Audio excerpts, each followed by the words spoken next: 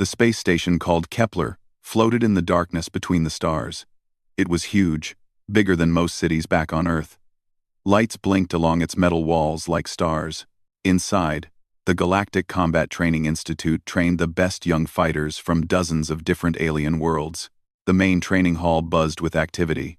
Young aliens from many species practiced fighting moves and studied war tactics together. Some looked almost human, but had blue or green skin. Others had extra arms, strange eyes, or bodies covered in scales. They all wore the same gray uniforms with colored badges showing what planet they came from. Near the fighting rings, a group of tall, scary aliens stood together. These were Krillians. They looked like giant lizards walking on two legs.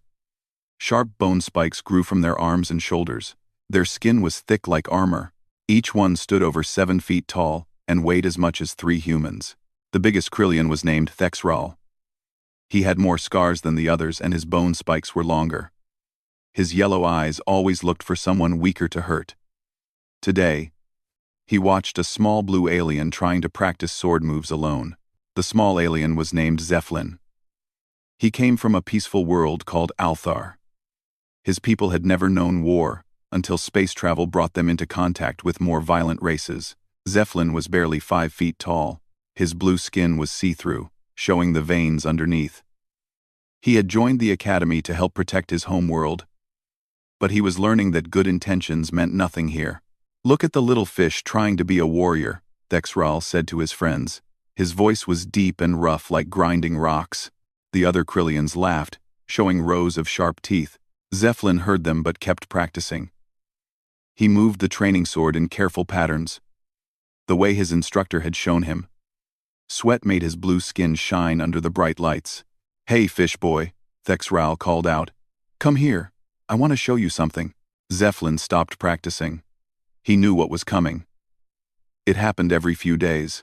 The Krillians would find some excuse to hurt him during training. The academy instructors always said it was good for him. They said pain made weak species stronger. "I am busy practicing," Zeppelin said quietly. He did not look up from his sword. Thexral walked over, his heavy feet making the metal floor shake. "I said come here, little fish. Or do I need to come get you?" The other aliens in the training hall stopped what they were doing. Some looked worried for Zeppelin. Others pretended not to see what was happening. Everyone knew the Krillians were the strongest species in the academy. Everyone knew the instructors liked them best. Instructor Vorthok stood nearby, watching everything. He was an older Krillian, with gray scales and many battle scars. He had taught at the academy for 20 years. His job was to make sure training went smoothly, but he never stopped the Krillians from picking on weaker students. He thought it was natural. Strong species should rule over weak ones. "Problem here, Cadet Thexral?" Instructor Vorthok asked. But his tone showed he did not really care.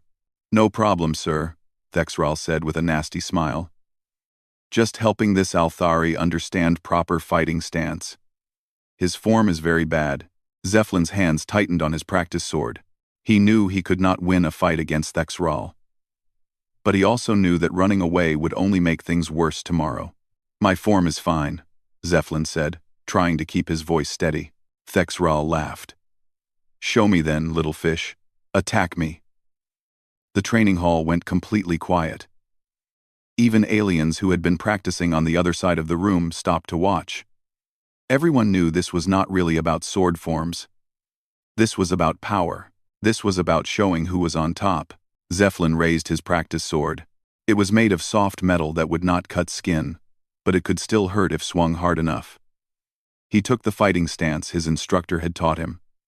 His feet were apart for balance. His sword was ready to strike or block. "Very good," Thexral said in a mocking voice. "Now attack." Zeppelin moved forward carefully. He tried a simple thrust toward Thexral's chest. The big Krillian knocked the sword aside easily with one arm. Then his other hand shot out and grabbed Zeppelin by the throat. Thexral lifted the small alien off the ground with one hand. Zeppelin's feet kicked in the air as he struggled to breathe. His blue skin turned darker as blood could not flow properly. "Lesson 1, Thexral said loudly so everyone could hear. "Speed means nothing if you have no power behind it." He threw Zeppelin across the room. The small alien hit a wall and fell to the floor, gasping for air. His practice sword clattered away across the metal floor. Other students watched in silence. Some of the gentler species looked upset, but they said nothing. They had learned that speaking up only made you the next target. Instructor Vorthok nodded his approval. Good demonstration. Cadet Thexral. Cadet Zeflin. Work on building more strength before your next combat session. Zeflin slowly got to his feet. His throat was sore, and his back ached from hitting the wall. But his eyes showed no surrender. He picked up his practice sword and went back to where he had been training. Stubborn little fish, Thexral muttered. But there was something like respect in his voice. Most aliens gave up after the first beating. This one kept coming back. As the training session ended, aliens filed out of the hall to go to their next classes. Zeflin was always the last to leave. He stayed to practice more, trying to get stronger, trying to get faster. He knew he could not match the Krillians for raw power, but maybe he could find another way. What he did not know was that someone had been watching the academy very carefully.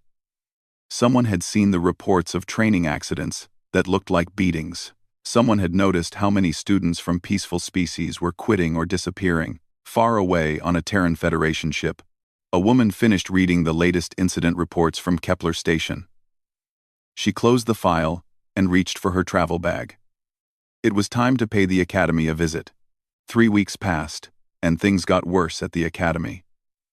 Thexral and his group of Krillian friends grew bolder each day. They had learned that the instructors would not stop them as long as they called it training. The Krillians found new ways to hurt the weaker students without leaving marks that would show up in medical scans. They knew pressure points that could send waves of pain through a nervous system. They knew how to bend joints just enough to cause agony without breaking bones. They practiced these techniques on anyone smaller than themselves. Zeflin became their favorite target. The small Althari never gave up, never begged for mercy, never ran away. This made Thexral angry. He wanted to break the little alien's spirit, but nothing seemed to work. You are like a stubborn weed, Thexral told Zeflin one day, after cornering him in an equipment room. No matter how many times I cut you down, you grow back.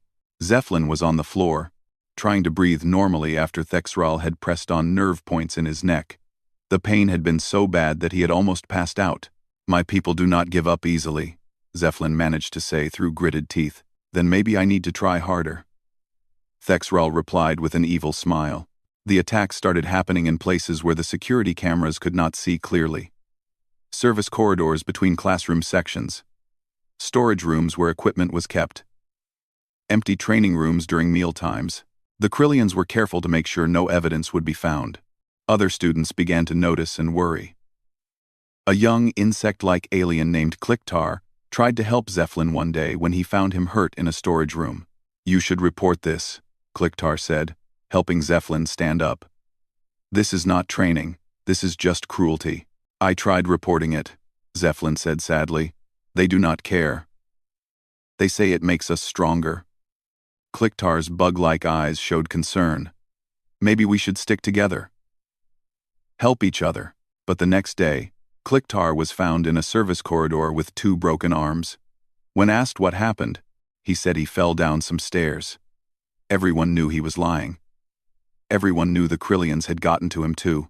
Word spread quickly through the Academy's hidden communication networks. Students from peaceful species started requesting transfers to other schools. Some simply disappeared in the night, taking shuttle flights back to their home worlds. The dormitories that housed non-violent species became half-empty. The instructors saw this as proof that their methods worked. Only the strong would remain. Only those worthy of being warriors would graduate. Captain Mordeth, the Academy's head administrator, was pleased with these results. He was a massive Krillian, even bigger than Thexral. With scars covering his scales from decades of warfare, his office walls were decorated with weapons from enemies he had defeated. The weak are removing themselves, he told the other instructors during a staff meeting. This saves us the trouble of failing them later. Instructor Vorthok nodded in agreement.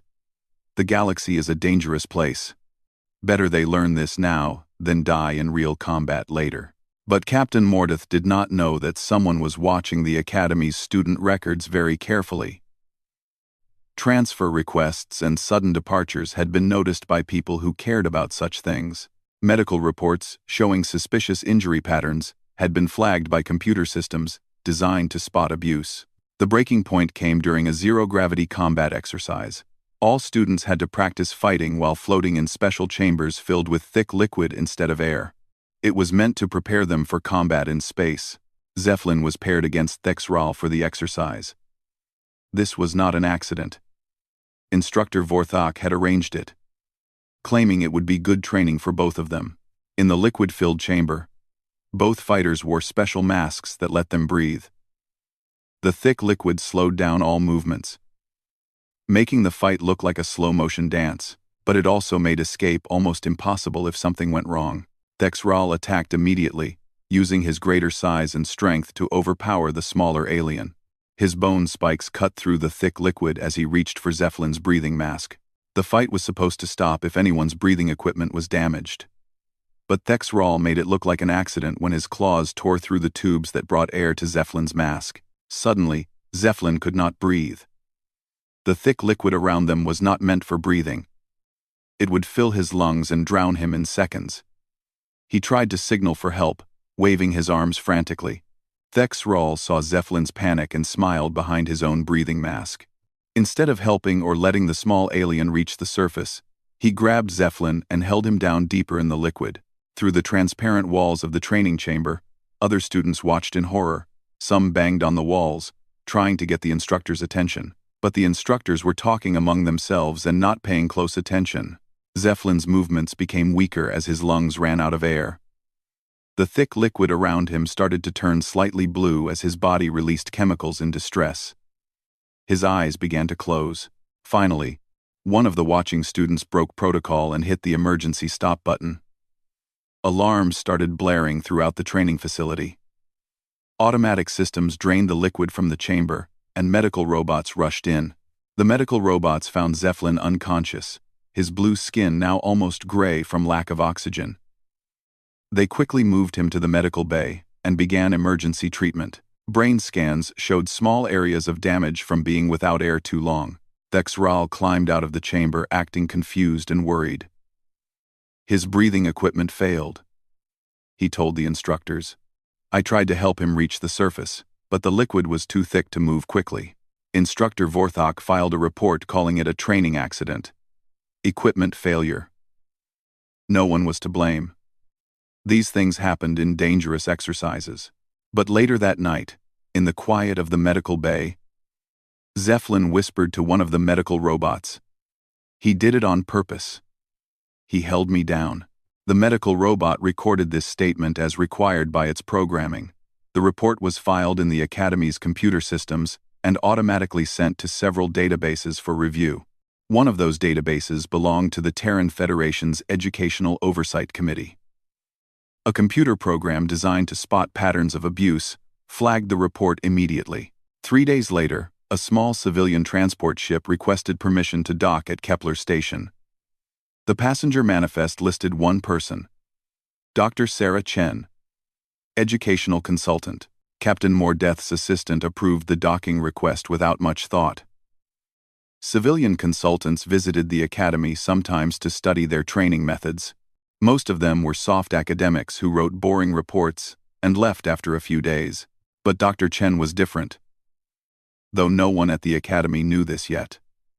Her official records showed a doctorate in alien psychology and experience consulting at military schools. What the records did not mention was her 20 years as a Special Forces soldier, or her current job training the most dangerous military units in human space.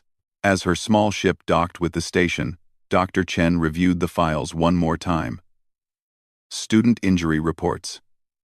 Transfer requests from peaceful species. Medical records showing patterns that looked more like systematic abuse than training accidents. She closed the files and checked her gear. She would need to be very careful here.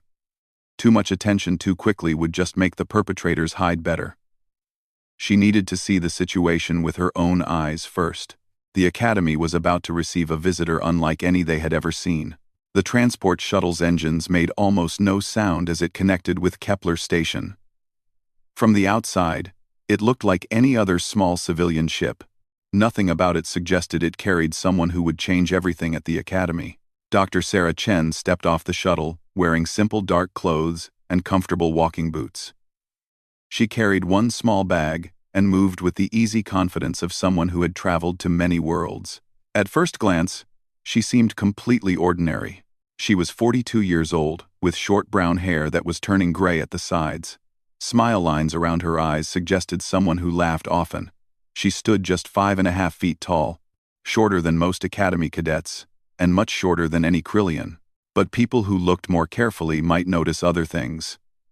The way her eyes automatically checked exits and corners when she entered a new room, how she moved through crowds without ever bumping into anyone or being caught off guard, the way she could stand perfectly still for long periods, like a hunter waiting for prey. The Academy's front desk clerk barely looked up when Dr. Chen arrived to register. Civilian visitors came and went regularly. Most were researchers studying military training methods or officials checking safety procedures. Purpose of visit? The clerk asked, typing on his computer without looking at her. Educational consultant, Dr. Chen replied politely.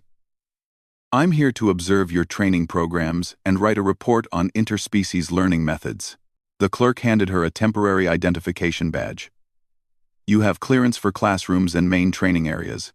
No access to restricted sections or student dormitories. Your escort will be here shortly. Dr. Chen clipped the badge to her jacket and waited quietly. The lobby bustled with activity as cadets moved between classes. She watched them carefully, noting which species stuck together and which ones seemed isolated or nervous. Her escort arrived 15 minutes later. Lieutenant Gextar was a young Krillian instructor, with bright green scales and fewer scars than the senior faculty. He seemed friendly enough, though he clearly considered this babysitting duty beneath him. Dr. Chen, I am Lieutenant Gextar. I will show you around the Academy and answer your questions. Thank you, she replied with a warm smile. I'm looking forward to seeing your facilities. I've heard impressive things about your training programs. As they walked through the corridors, Lieutenant Gextar talked proudly about the Academy's history and achievements. Dr. Chen listened politely and asked simple questions that made her seem genuinely interested but not very knowledgeable about military matters. How do you handle students from different backgrounds? She asked. Some species are naturally more aggressive than others. That is true, the lieutenant agreed. We believe in learning through challenge. The strong teach the weak by example. It is the natural way. Dr. Chen nodded as if this made perfect sense to her. But her enhanced hearing picked up sounds from a training room they passed. Sounds of struggle and pain that seemed one-sided. Her eyes briefly hardened, then returned to their pleasant expression. They entered the main training hall where dozens of cadets practiced various combat skills. Dr. Chen sat in the observation area and pulled out a small notebook, playing the part of a researcher taking notes. But her real attention focused on the social dynamics playing out below. She identified the main groups quickly. The Krillians dominated the best training spots and equipment. Smaller species practiced in corners or waited for scraps of time when the popular areas were empty. She watched Thexral and his friends for several minutes. Their body language spoke of predators who owned this territory, the way other students avoided eye contact with them, how they moved through the training area like sharks expecting everything else to get out of their way. Then she saw Zeflin. The small Althari was practicing alone near the far wall. Still recovering from his recent injuries, his movements were careful and precise, but she could see he favored his left side where ribs were still healing. Who is the Althari student? Dr. Chen asked casually. Cadet Zeflin, Lieutenant Gextar replied. He has had some difficulty adapting to our training intensity. Several medical incidents. Cadet, cadet, cadet, cadet, cadet, cadet, cadet. Several medical incidents. Medical incidents? Training accidents. Combat practice can be dangerous, especially for cadets from peaceful worlds. They are not used to real physical challenge. Dr. Chen made a note in her book, still playing her role. But her mind was cataloging everything she observed. The instructor's dismissive tone. When discussing student injuries, the obvious fear many students showed toward the Krillian group, the way medical incidents seemed to happen repeatedly to the same vulnerable students. Over the next 2 days, Dr. Chen attended various classes and training sessions. She always sat quietly in the back, taking notes and asking innocent questions. The instructors grew comfortable with her presence. She seemed harmless enough. Just another soft academic studying their superior methods. But Dr. Chen was gathering intelligence with the skill of someone trained in hostile environments. She memorized patrol schedules and security camera locations. She noted which instructors were present during suspicious incidents and which ones conveniently looked the other way. During mealtimes, she sat alone and listened to conversations at nearby tables. Her enhanced hearing let her pick up whispered discussions about which students to avoid and which areas of the station were dangerous after dark. She also began to understand the Academy's unofficial hierarchy. Captain Mordeth ruled through fear and intimidation. Instructor Vorthok enforced a philosophy that might makes right. Younger instructors like Lieutenant Gextar followed their example, believing this was how warriors were supposed to behave. On her second evening, Dr. Chen visited the medical bay to review injury statistics for her supposed research. The medical staff was happy to help, proud of their efficiency in treating training accidents. But Dr. Chen's trained eye saw patterns they missed. Broken bones that suggested targeted attacks rather than random accidents. Nerve damage consistent with torture techniques used by certain military units. Psychological trauma symptoms in students from peaceful species. Quite a high injury rate, she commented mildly to the head medical officer. Combat training is dangerous, the officer replied. But we prepare these students for real war. Better they learn to handle pain here than die in actual battle. Dr. Chen nodded and made more notes. But that night, alone in her guest quarters, she contacted her superiors using an encrypted communication device hidden in her luggage. The situation is worse than reported, she told them. Systematic abuse disguised as training. Multiple species being targeted. Local authority figures either participating or willfully ignoring the problem. The voice on the other end was crisp and professional. Recommendations? Direct intervention required. But it needs to look natural. Too heavy-handed and they'll just hide better until we leave. Understood. You have authorization to proceed as you see fit. Try not to start an interstellar incident. Dr. Chen smiled grimly as she ended the communication. Starting incidents was not her specialty. Ending them was. She spent one more day in careful observation, waiting for the right moment. It came during the weekly full-contact training demonstration, when all students and instructors gathered to watch advanced combat exercises. Dr. Chen checked her appearance in the mirror before heading to the arena. Simple civilian clothes, practical boots, unremarkable jacket. She looked exactly like what she was supposed to be. A harmless academic observer.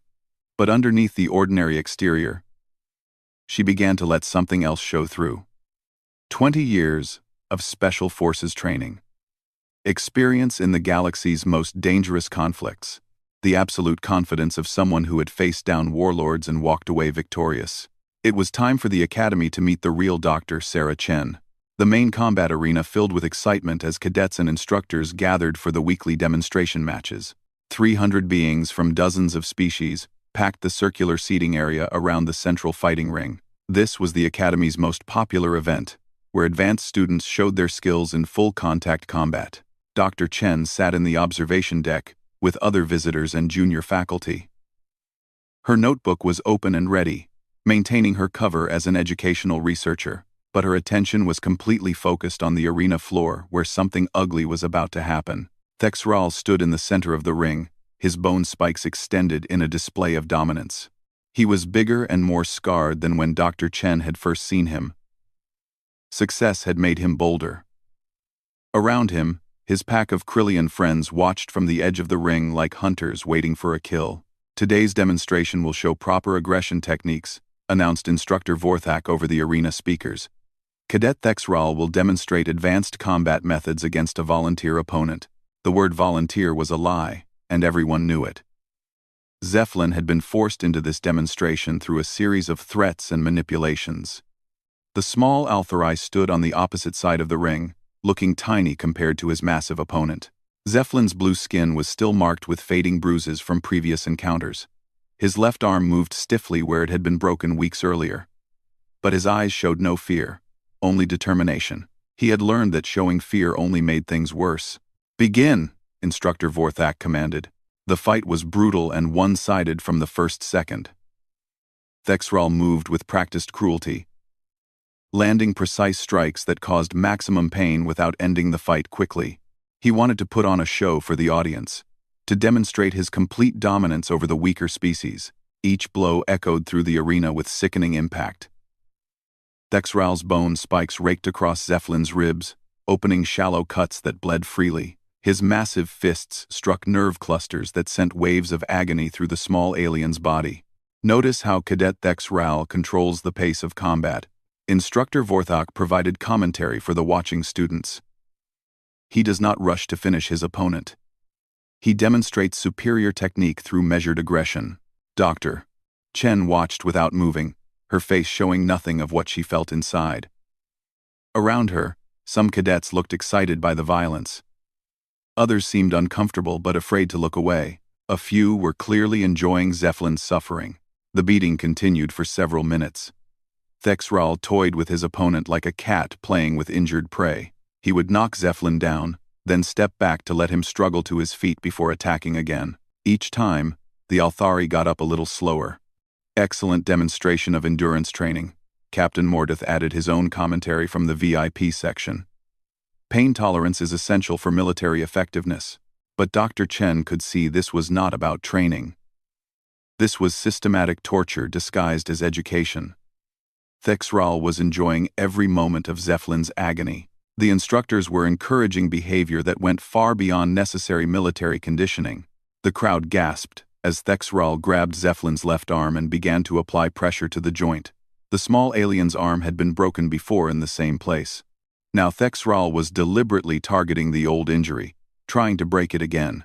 Zeplin's face went white with pain, but he still refused to submit. His legs trembled as he fought to stay standing. Blood from his other wounds dripped onto the arena floor.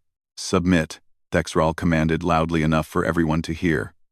"Say you give up, little fish, and I will stop hurting you." Even through his agony, Zephlin shook his head. "No," he whispered through gritted teeth. This refusal to surrender seemed to enrage Thexral. He applied more pressure to the injured arm. The bone began to bend in a way that bones should not bend. Several cadets in the audience looked away, unable to watch what was about to happen. Then, Zephlin's arm broke with a sound like a dry branch snapping.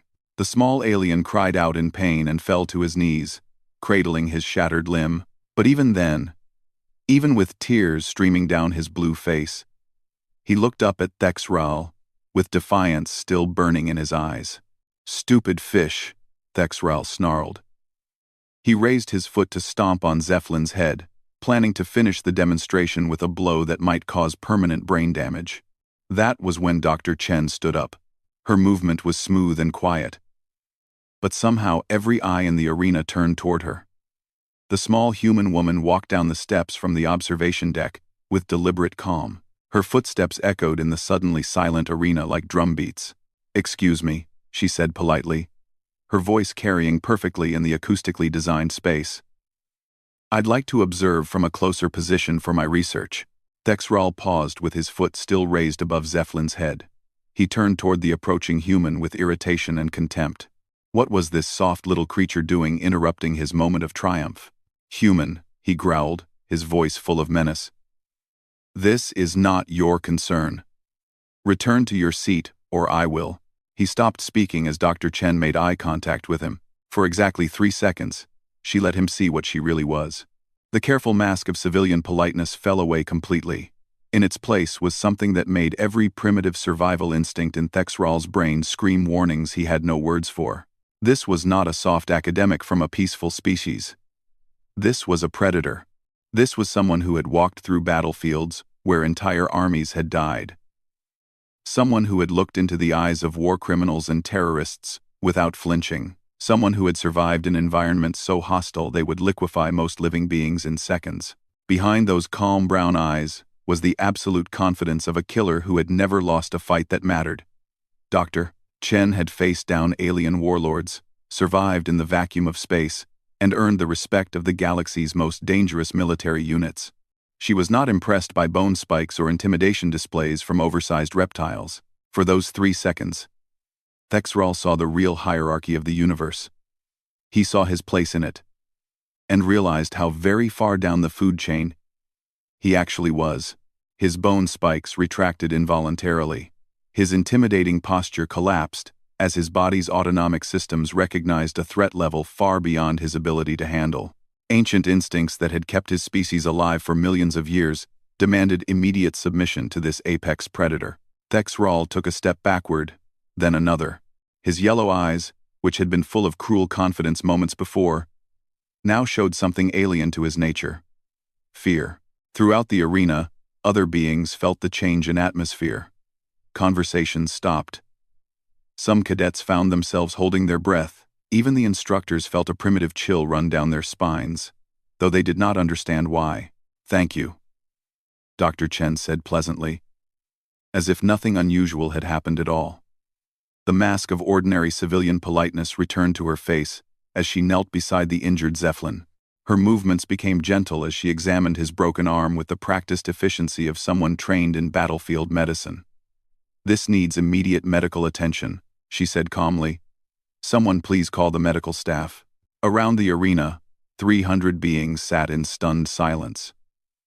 They had just witnessed something that challenged everything they thought they knew about humans and the Galactic Order.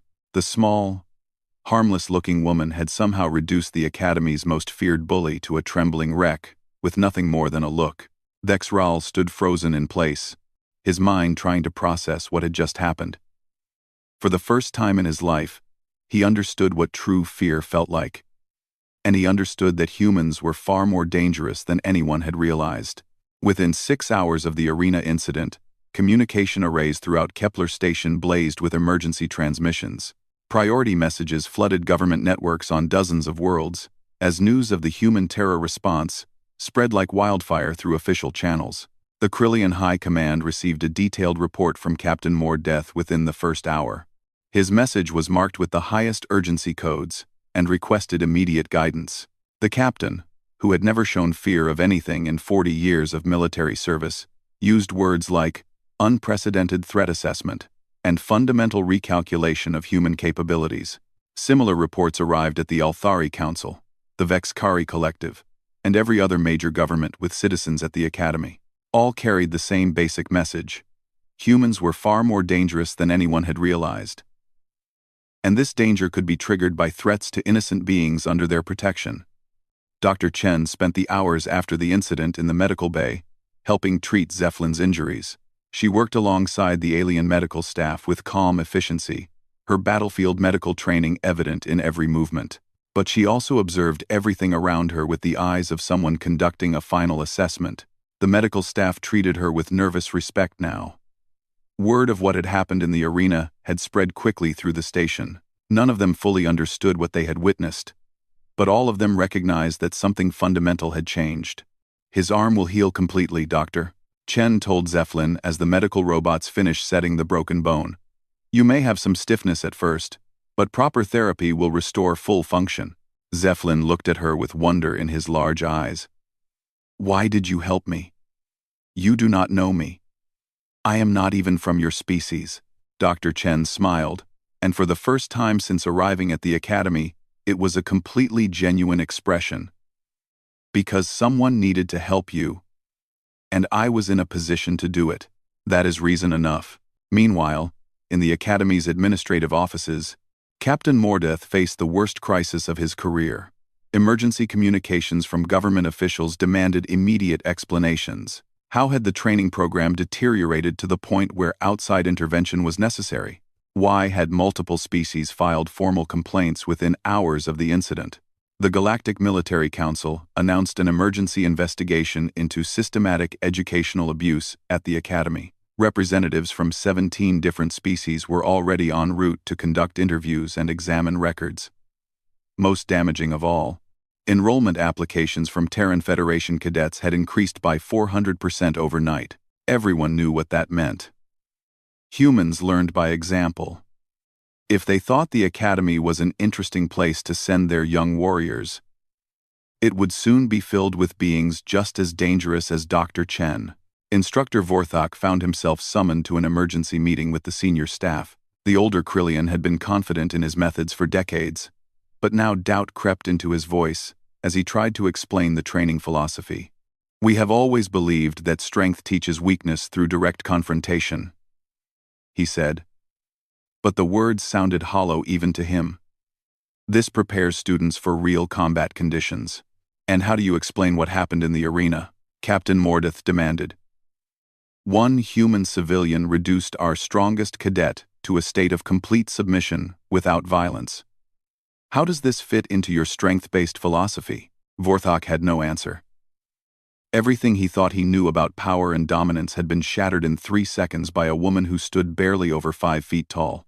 Across the station, Thexral sat alone in his dormitory room, staring at the wall and trying to make sense of what he had experienced. His pack of followers had scattered after the arena incident, avoiding him like he carried some contagious disease.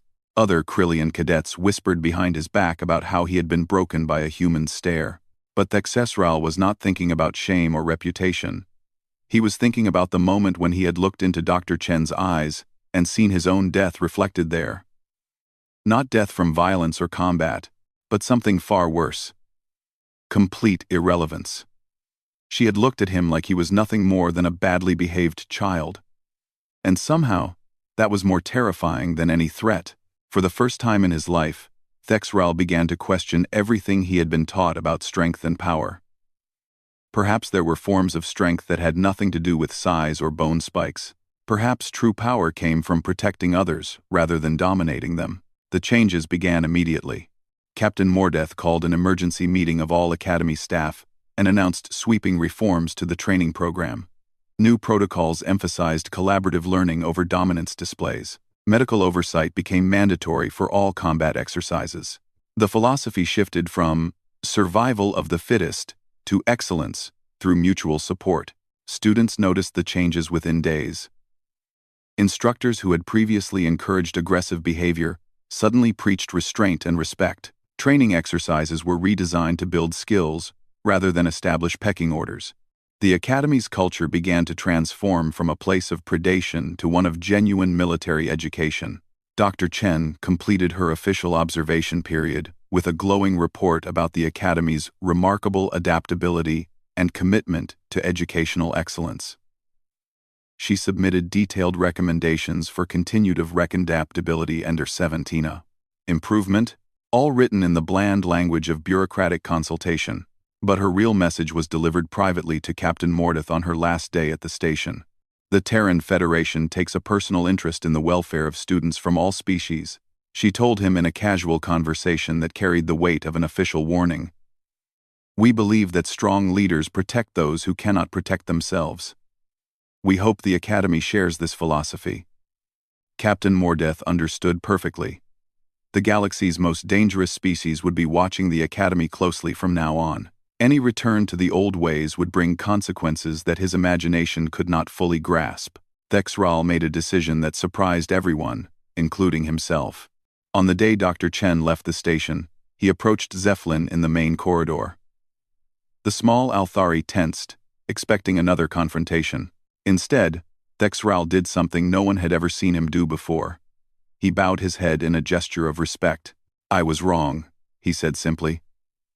"I thought strength meant making others fear you. I learned there are stronger ways to be strong." Created. Zephlin stared at him in amazement. "What changed your mind?" "I met someone who could have destroyed me without effort, but chose to help instead. This taught me more about real power than all my years of fighting." Dr. Chen's shuttle departed Kepler Station as quietly as it had arrived. From her seat, she could see the Academy's lights growing smaller as they pulled away. Her official mission was complete, but the real work would continue long after she was gone. 6 months later, she received a message from Zeppelin. The young Althari had graduated with honors and was serving as a junior officer aboard a multi-species exploration vessel. The message included a photo of the ship's bridge crew, 12 different species working together with obvious mutual respect and friendship. The message was brief. Thank you for showing us that strength protects rather than destroys. The changes you started continue to spread. Dr. Chen smiled as she filed the message with hundreds of others like it. Reports arrived regularly from across the galaxy, telling of military academies adopting the Kepler protocols. Bullying incidents had dropped by 90% in institutions that implemented the new training standards. But perhaps the most significant change was in how the galaxy viewed humanity. The incident at Kepler Station had become legend, growing in the telling until humans were regarded as sleeping giants who would wake if innocent beings were threatened. This reputation served humanity well in diplomatic negotiations and conflict resolution. Other species thought twice before acting aggressively when humans were involved, not because they feared human weapons or military might, but because they feared what humans might become if their protective instincts were aroused. Dr. Chen returned to her regular duties, training elite military units throughout human space. But she also accepted more consulting positions at alien institutions, always maintaining her cover as a harmless educational specialist. Her presence alone was often enough to correct problematic situations. Academy administrators would receive word that Dr. Sarah Chen was coming to observe their programs, and suddenly training accidents would disappear, and student welfare would improve dramatically. The galaxy had learned an important lesson about humanity. They did not need to be the largest or strongest species to be the most dangerous. Sometimes they just needed to let others see who they really were when their friends were threatened. In the end, the greatest victory was not won through violence or intimidation, but through 3 seconds of absolute honesty about what humans would do to protect the innocent. It was a lesson the galaxy would not soon forget.